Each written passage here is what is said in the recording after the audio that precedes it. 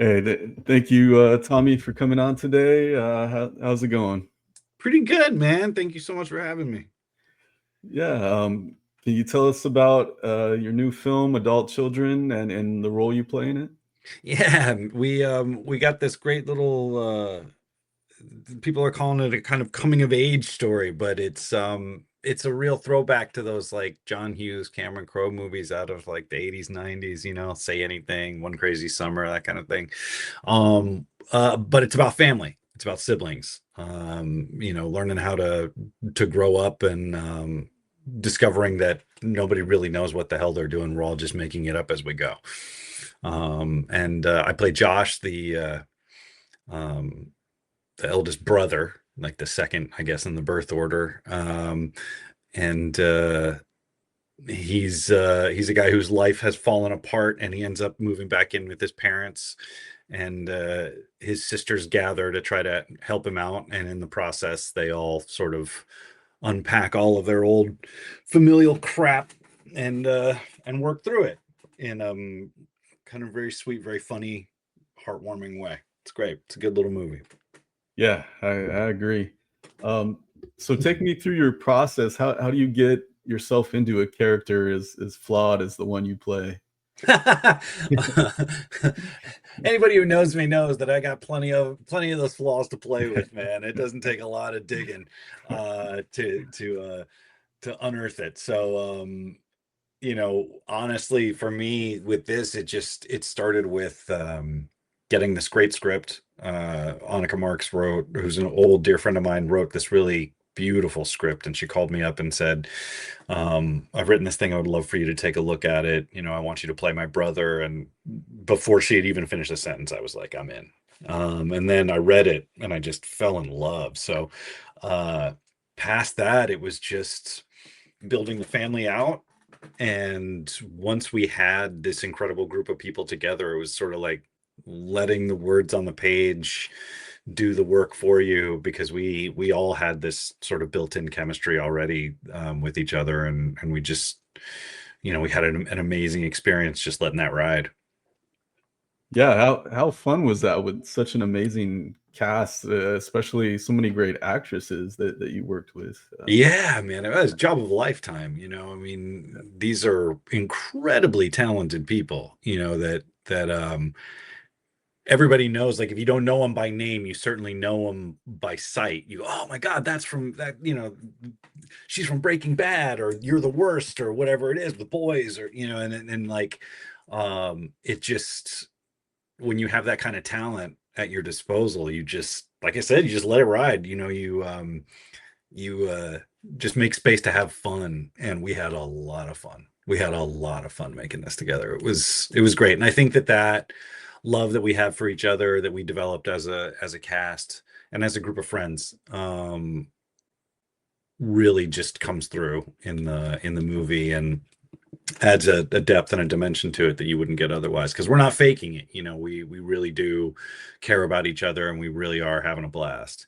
Um, and we trusted each other implicitly, and it was a really incredible experience. Yeah, I agree. It really does come off authentically, like you are a real family who has these real issues. You know, I love this premise. Do we ever truly grow up? It's the big question, man. Like, it's funny because I was talking to some folks after the screening at Newport Beach the other night, and we were just sort of saying, like, God, our grandparents' generation, like, they were having kids at, I mean, I don't know about anybody else's, but mine were having kids in their teens, in their late teens. And like, the idea that anybody knew what the hell they were doing at that point in their life, to such an extent that they could pass on that wisdom to somebody else, like, it it just, now being a father myself, like, it's completely lifted the veil on all of that. Like, I am faking it so much, like, this is, Yeah.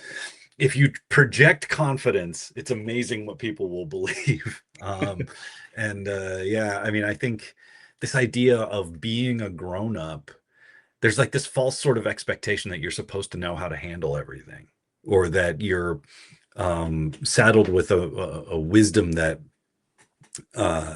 makes everything easier. And it's just not the case. Like, we are utterly flawed creatures walking through the world, bumping into each other. And if we can learn to accept that, I think we'll be a lot better off. But you got to break through this idea that you're supposed to know what you're doing before that.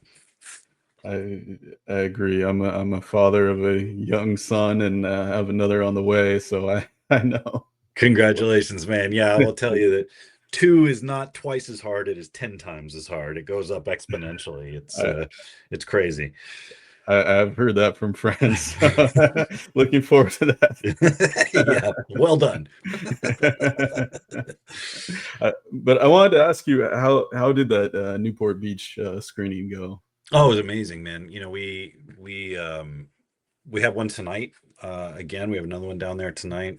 We're one of the really lucky films that they really been super supportive of and gave us multiple screenings.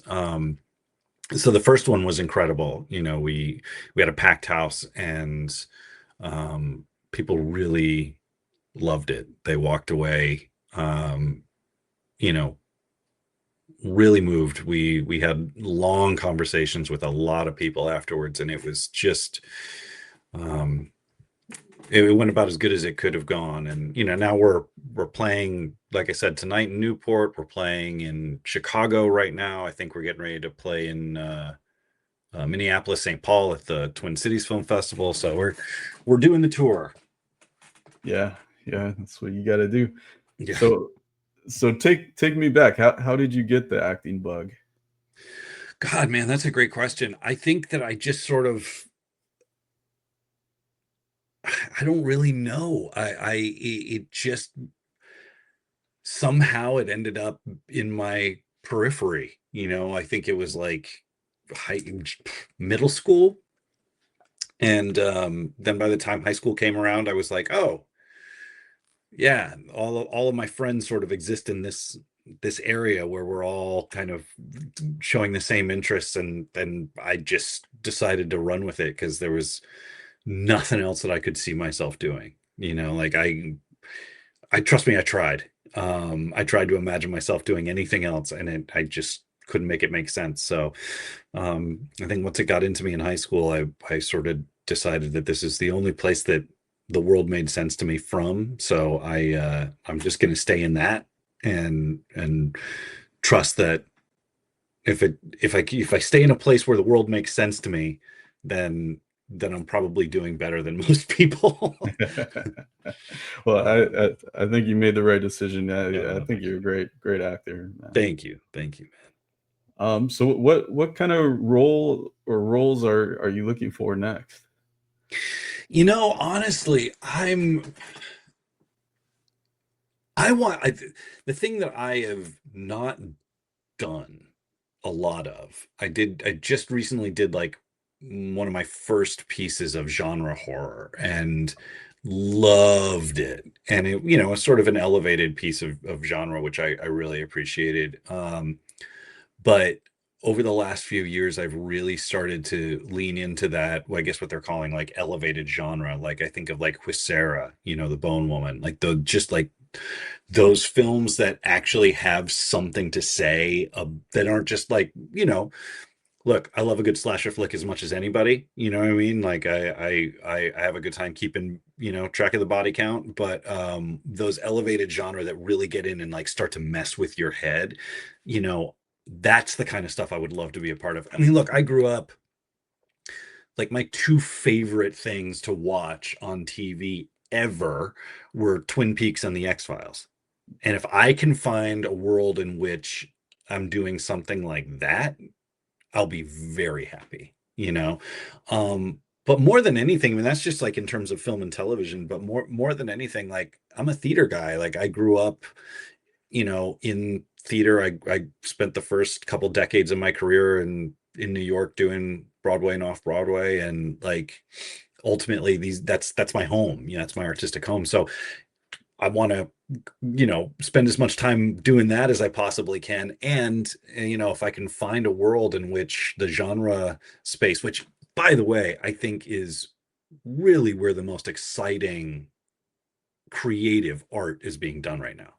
I mean, independent horror is really where it's at right now in terms of watching super creative people get to be creative, without like having studios get in the way, without having like business school graduates and accountants give notes to creatives. You know what I mean? Like you see in the independent genre space a place where creative minds get to really do what they do best. And it's so exciting. And it's just cool to watch, and like I want to be part of that world. Like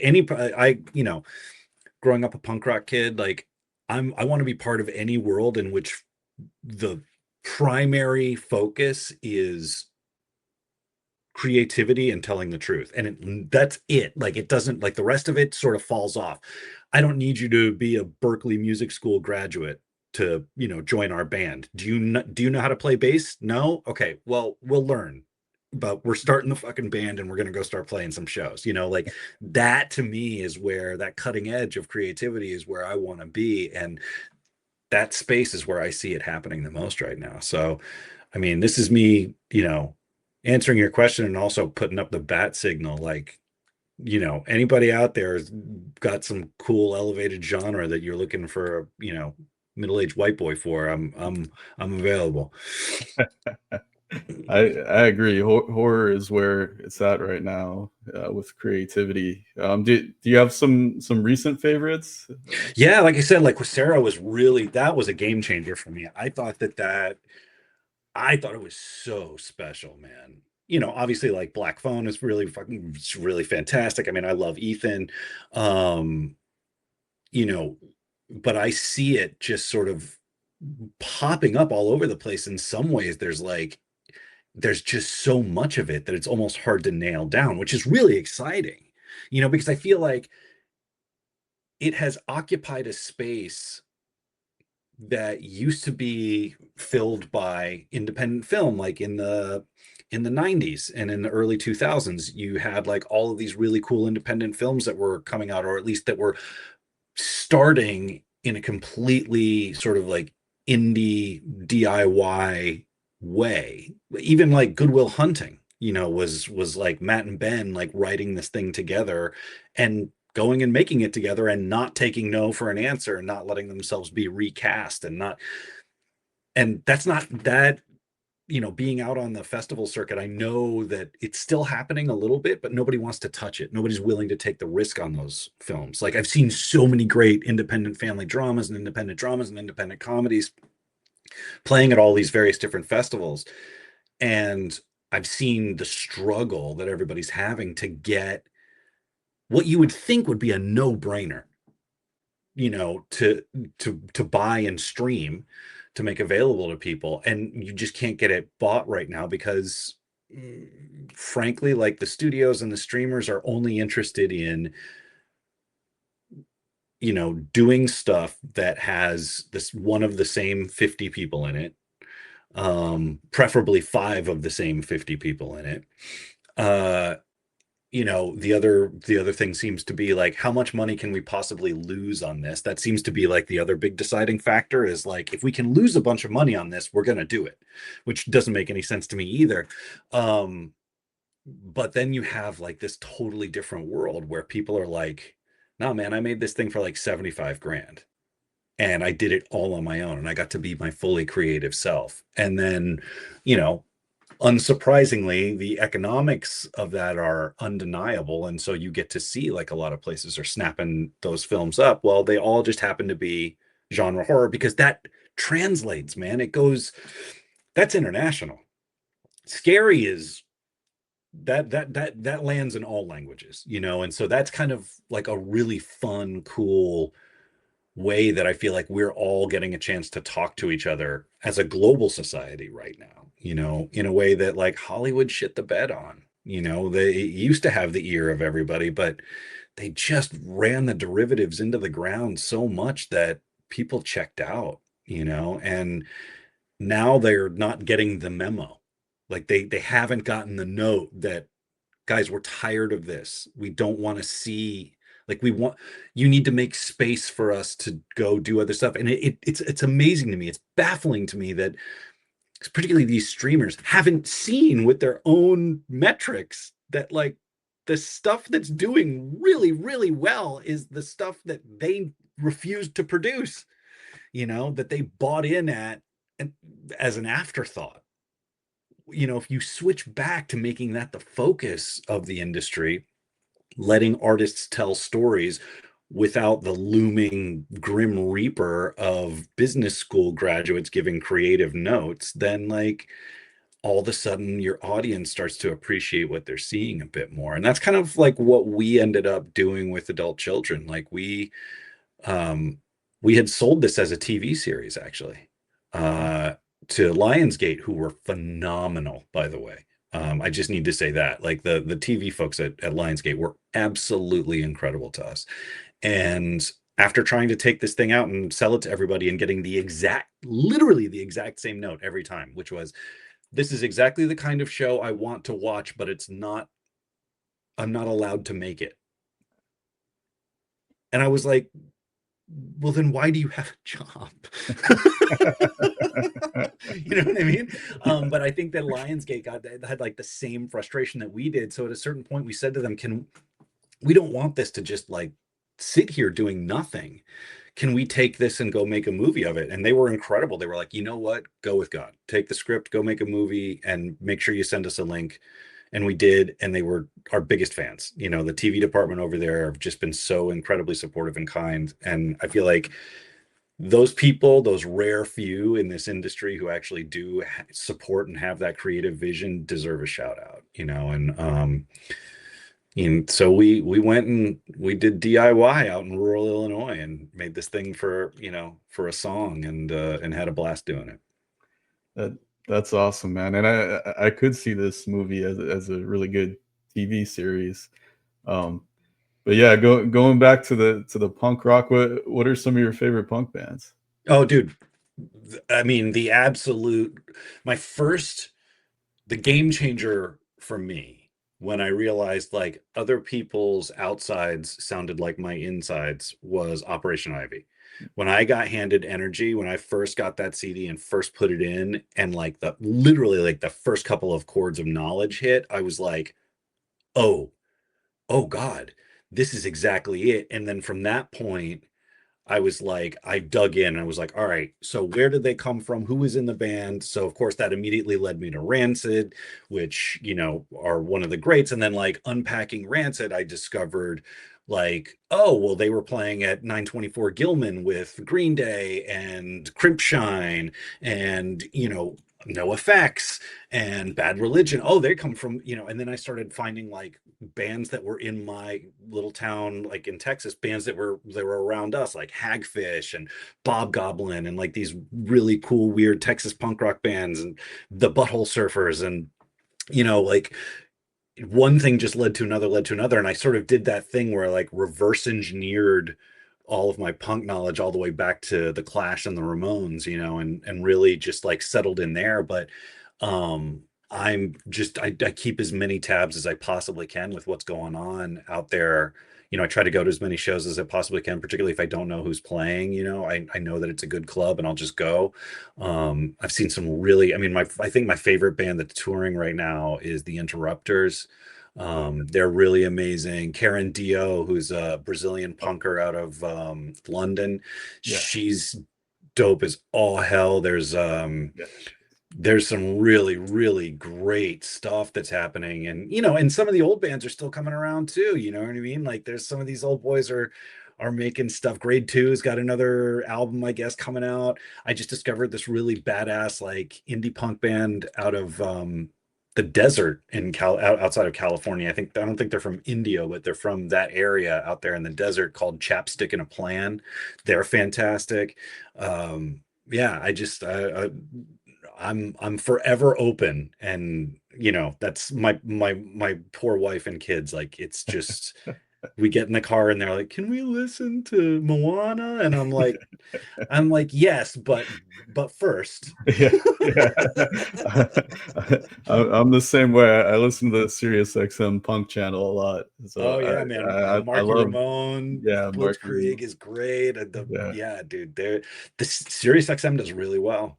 they do. One of my very first interviews was Marky Ramone, and he intimidated the hell out of me. Oh, I bet he did, dude. That's a tough nut to crack, Yeah, man. yeah, He's but tricky.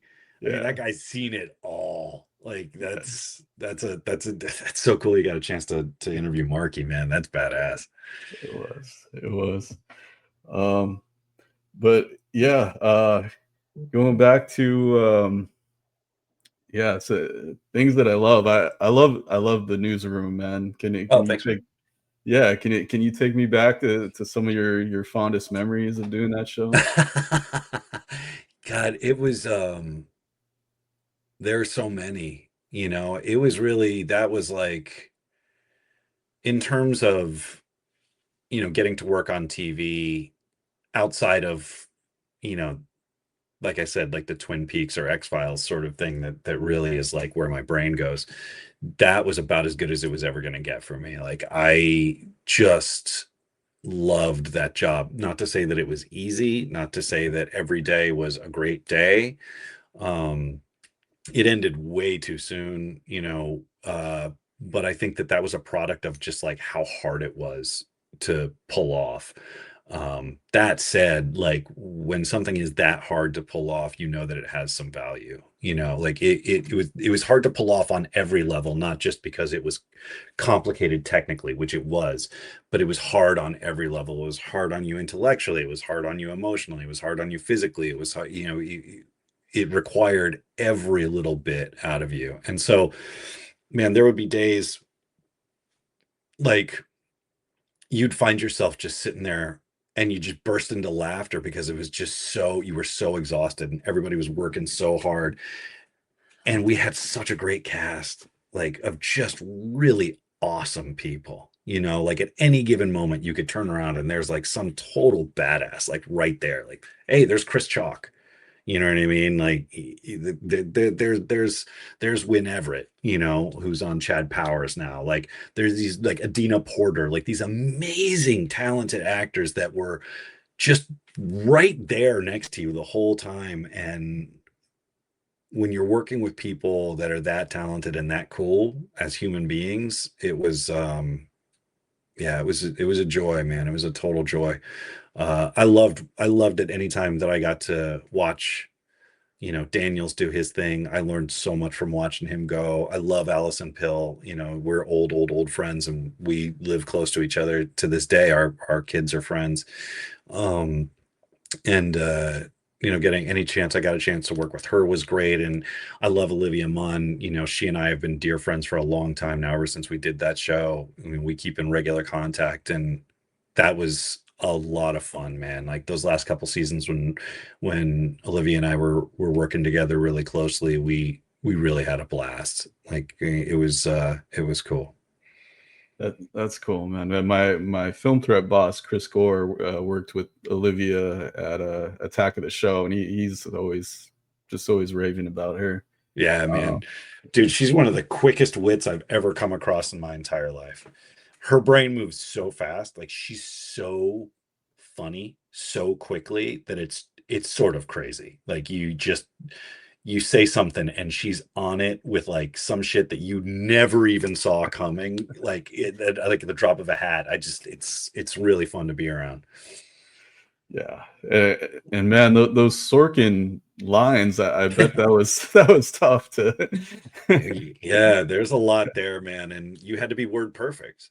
Yeah, Word perfect. Like that man knew every single line, every single word, every single comma, every single period that he had written, and he wrote them specifically. He had the sound in his head of what he wanted it to sound like. That said, he's also one of the most generous collaborators I've ever worked with, where he was like, "Look, I did my part. I wrote the words. Say them the way I wrote them. Make sure you say the words that I wrote, but what you do with them, is entirely up to you. You're the actor. That's where you take this thing and put flesh on the bones. Like, I don't know how to do that. I don't know what that's all about. You'll do it better than anything I could suggest. Just make sure you say the words right. And he was wide open to anything that we came up with. And so a lot of what you see in that show is instinct, like actors acting from the best place of instinct in themselves, making sure that they're saying these lines absolutely, completely, perfectly. But like the rest of it, all just instinct. There was no stage directions. There was no, like, Aaron wouldn't come in and be like, yeah, I need you to move, the glass on the table over to the left. Like, nothing like that. It was like, just do your thing and say the words right, which was a lot harder than it sounded, but it was a lot of fun. A lot of fun. Yeah, and you guys did a fantastic job on that. Thanks, man. Can you tell us about your humanitarian work with War Child USA and NARA? Yeah, so I work with a couple of organizations. We work primarily with women and children in conflict zones. So War Child USA / Canada, we work in really the worst of the worst conflict zones that are happening, mostly in the ones that don't get any headlines. So we're active in like Sudan, South Sudan, Yemen, Afghanistan, Democratic Republic of Congo, Uganda, and we're working in a way that I think is actually really pretty extraordinary and revolutionary, which is to say, 99% of our staff are local to the conflict region that they're working in. So we show up with material and ideas about programming, education, access to justice, microfinancing, rebuilding, jobs training, that sort of stuff. But we hand it over to the local population to rebuild their communities with their own hands in their own vision. And like that is an incredibly important thing that gets almost always overlooked in humanitarian work. Too often you have like this kind of colonialist mindset where we're going to come in and teach you guys how to do this. And it's like, no, no, no, no, no, no, no, no. More often than not, what has happened is like outside forces have created conflict where there wasn't conflict before. And if you give these people an opportunity to go back and rebuild their community the way that they want to see it, things will calm down. And we've discovered that if you start rebuilding society from its place of, and on, the reality of war is that more often than not, men are asked to fight and women are asked to suffer. And so if you rebuild the community from the place of, giving access to education and opportunity to women and children, you actually build a much healthier society. You get to demilitarize the male population. They get to come back to an economy that is actually functioning, that gives them purpose outside of just ending up, having to be, for sheer survival's sake, in a militia, or you give teenage kids an opportunity to find another way as opposed to getting swept up into child soldiery.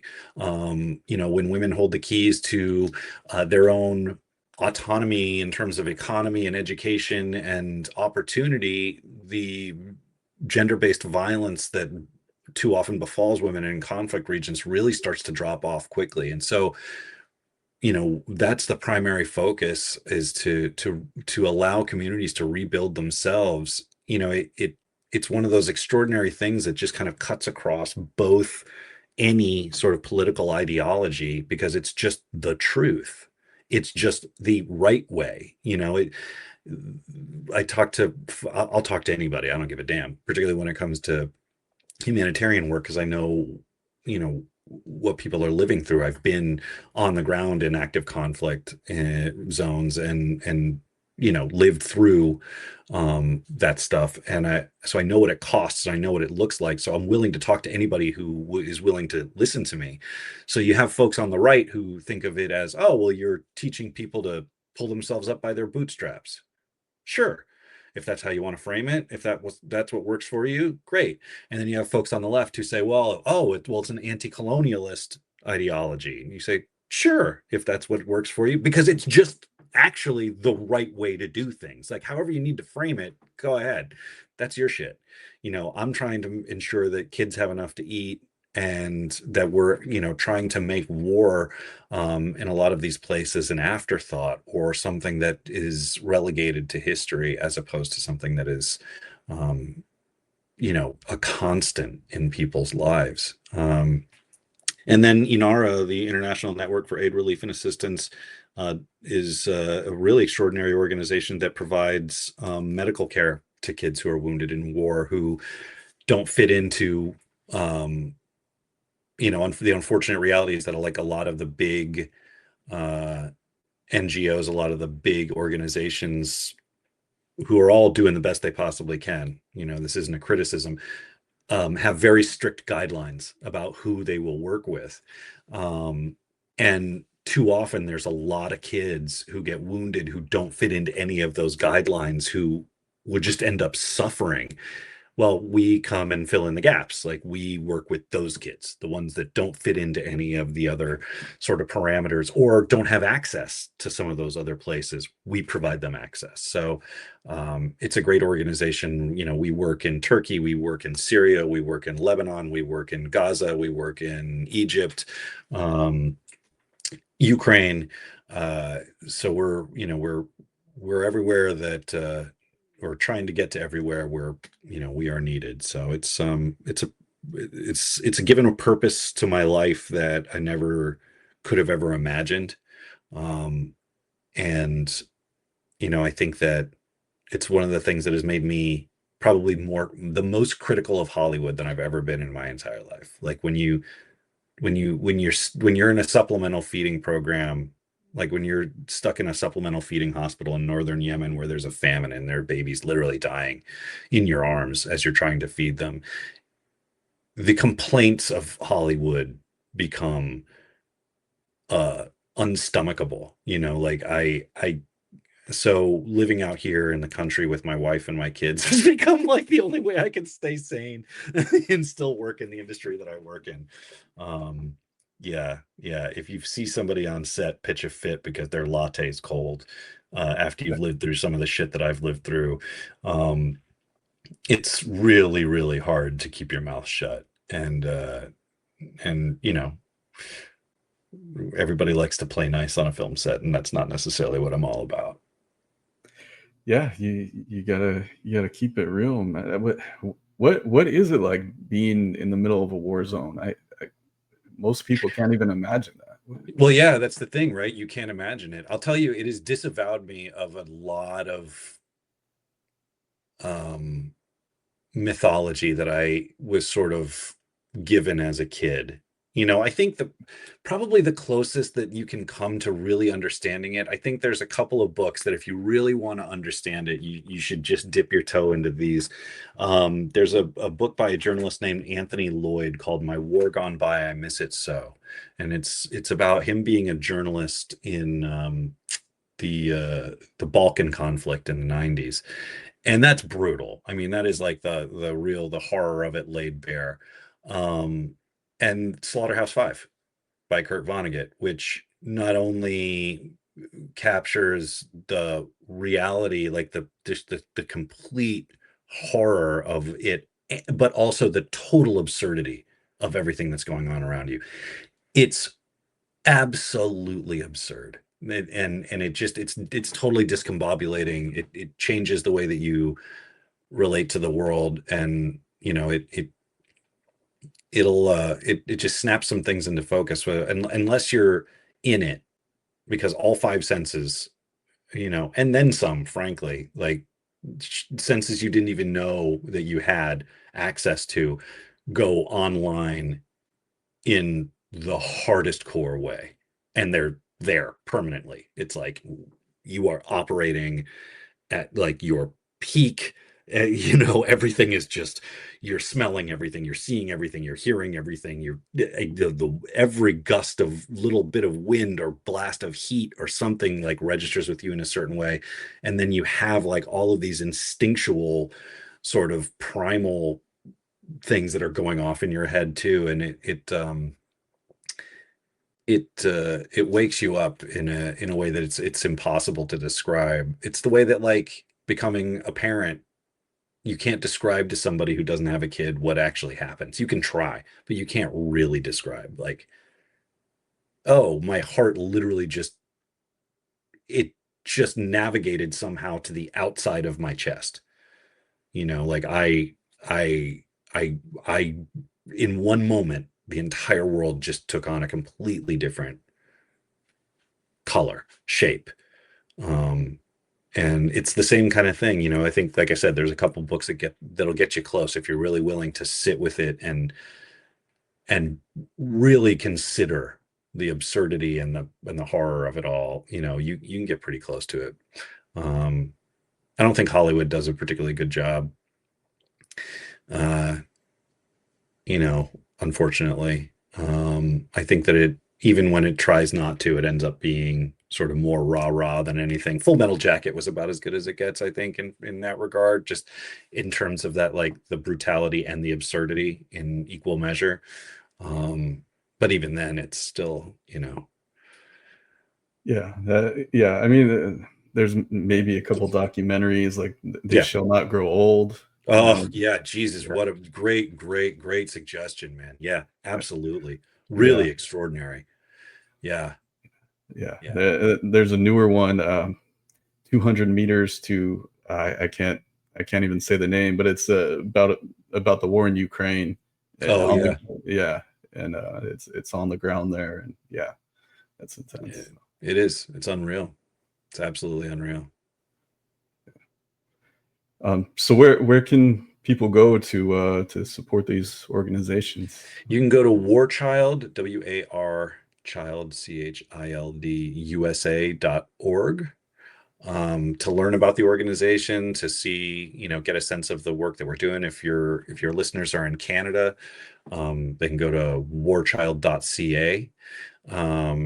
And all of the work that we're doing there is, and the importance of it is all like right there on the website, and you can donate, and people often, and then the other one, INARA, INARA.org. And I'll say to folks, like, particularly now when people are hurting, prices are going up, you don't have any or very little extra in your pocket. I will tell you that it really doesn't take much. Like, if you sign up at one of these websites to donate $5 a month on repeat, you know what I mean? It's not something that you will totally feel coming out of your pocket necessarily, but if a million people do that, that's $5 million a month for these organizations. And let me tell you what we can do with $5 million. Even if it's a couple 100,000 people that are doing it at $5 a month, like, so every time you say, well, I probably don't have enough to give, you have to remember that everybody's saying that. And if everybody stopped saying that and gave just a little bit, that adds up so fast, particularly in places where people have literally nothing. I mean, it's when I say nothing, I mean truly, truly nothing. Um, that $5 a month that you are providing goes so far in those places and can do so much good. So don't ever for a second think that anything that you offer doesn't have value. I don't just say that as somebody, working for these organizations. I'd say that as somebody who has sat down in these places and talked to people who know that, like, every small little bit goes so far for them, and they are so deeply appreciative of just the fact that people care enough to offer what little bit they may be able to offer. And I'll tell you, man, working people, like working class folks, have always showed up, in ways that, like, the big money people almost never have. Like, it's so much harder to go knocking on their doors. Like, they're so much more reserved about this shit. Whereas, like, people are like, I'm going to go with one less Starbucks a month, and I'm going to send it to this organization. It doesn't have to be one of my organizations either, by the way. Find a cause that you give a damn about. Do some research about what the best charities are. Also, don't get caught up in going to the big ones. You know, not everybody needs to give to the Red Cross. Not everybody needs to give to some of these bigger organizations, because the unfortunate reality is that they're kind of top heavy, and a lot of your money ends up sort of going to administrative costs, and you don't really hear about that.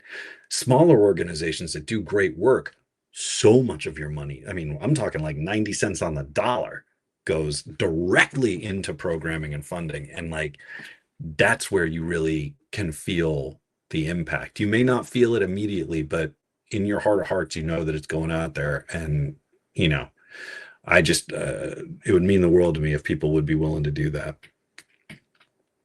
Well, yeah. Thank you very much, Yeah. Tommy. Yeah, is there anything else you want to tell us? No, man, I just want to thank you and your listeners for your time. And like, I appreciate it, man. You know, any opportunity I get to come and talk about the stuff that I love and the stuff that means something to me is a great opportunity. And I appreciate your support, and thanks so much. I appreciate your time. Everybody needs to see adult children, support indie film, support punk rock, support these great causes. Yeah. Right on. All right. Right on, man. Have a great one. You too. Take care, Jason.